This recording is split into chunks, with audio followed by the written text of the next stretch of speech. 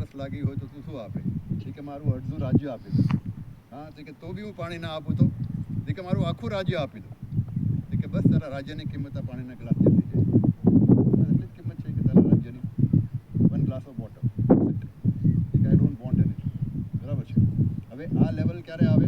હા, એ જ્યારે ઘરેથી નીકળ્યો, he was also rich main. ત્યારે ખાલી એક પાણી પીવા માટે એક ગ્લાસ લઈને નીકળ્યો હતો, બાકી બધું એને છોડી. હા, તો એક દિવસે પાણી પીતો હતો, નદી કિનારે પાણી ભરવા ગયો તો ત્યાં એને એક કૂતરાને પાણી પીધા જોયું. તો એ ગ્લાસ પણ ફેંકી દીધું. કૂતરો એમના પાણી પી શકે તો હું કેમ ના પી શકું આજથી? તો ઈ થ્રો દેટ અવે ઓલ્સો. બરાબર, એ લેવલ ઉપર માણસ જીવે છે.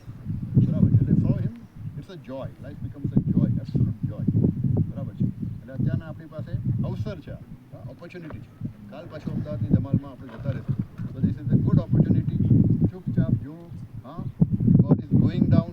અને મેં કીધું એ થોટ જે છે એ કન્ટિન્યુઅસ મનમાં રાખશો કે આપણે પાછા જઈ રહ્યા છીએ. The sun is not setting.